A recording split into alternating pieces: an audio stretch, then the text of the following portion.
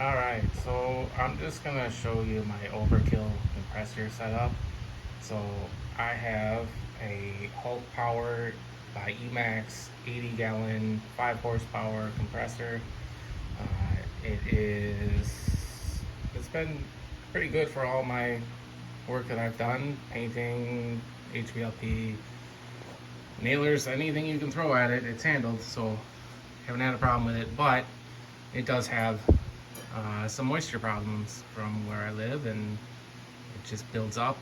So I wanted some dry air for my tools and for especially for painting. So I did a little bit extra, as you can see.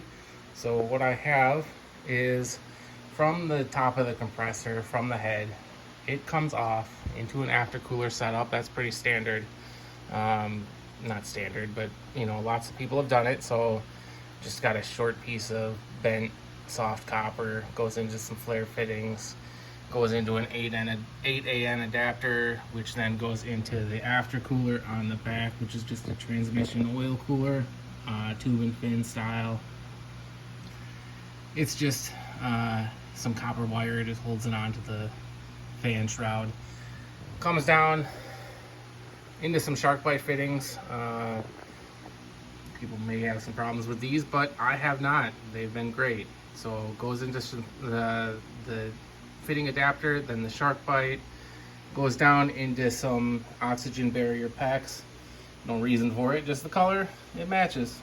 Goes down from the head down into a, I believe this is a 5 micron moisture separator filter. Goes into the bottom of a residual, or I guess just a reserve air tank. It's really just to help further separate the water. So air comes in at the bottom, any moisture comes in at the bottom, settles out at the bottom. There's an automatic drain. Goes down through the automatic drain. It's set for every 45 minutes for a few seconds. This is the only place besides the filter that I just recently added that I've ever seen any kind of moisture. So it drains out there, as you can see, onto the floor. It's not a lot of moisture, but it is there. Comes out through the top of the tank. Another piece of 1/2 inch packs. Goes into the back. Here, goes into the tank itself. That's where it fills the tank. So, fills the tank with dry air. I haven't had any issues with it.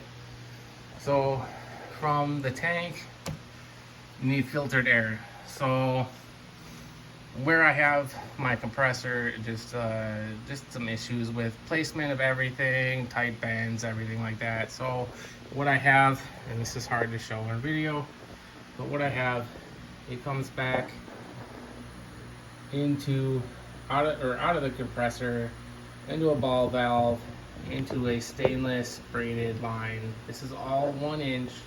It's way overkill, I know that. It comes 1 inch into a 1 inch filter. This is again another 5 micron, and then a 0.1 coalescing filter into the regulator. Another union, there's unions on either side, just in case I need to break this apart. Comes out, regulated, up into you can kind of see it there, water filter. Regulated pressure, no issues with this. Again, I did build a cover for it, so just in case anything were to happen to it, it would be okay. Not gonna explode in my face, but you can see there is the filter in there, and it is filled with desiccant beads. They do get saturated, but it takes a while, maybe 3, 4, 5, 6 months, just depends on the season.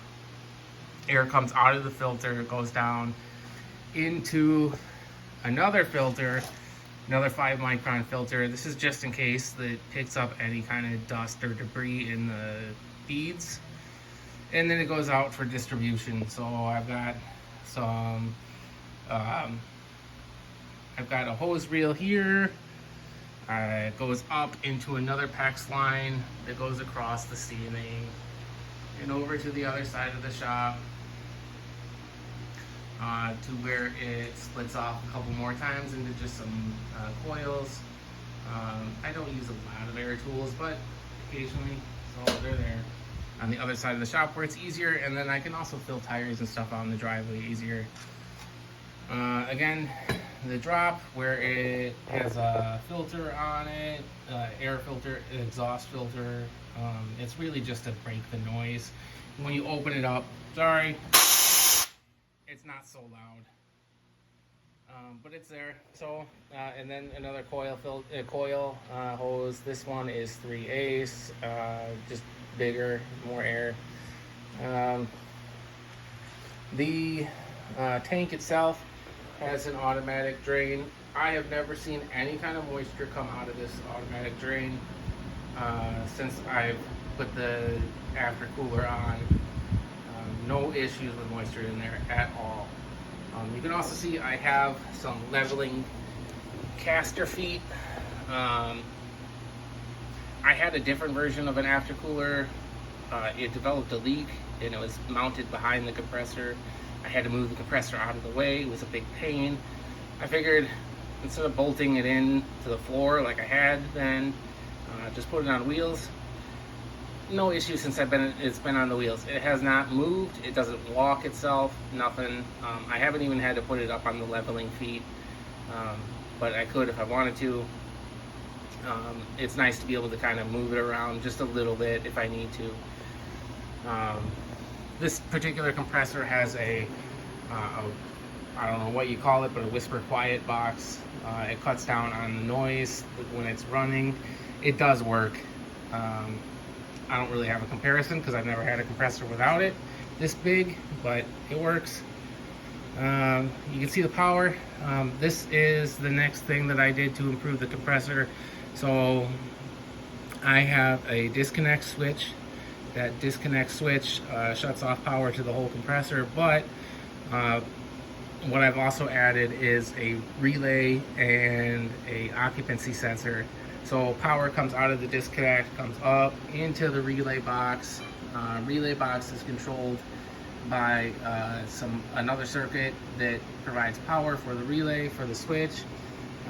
The occupancy sensor. So this thing only kicks on when it senses that I'm in here, or anybody's in here.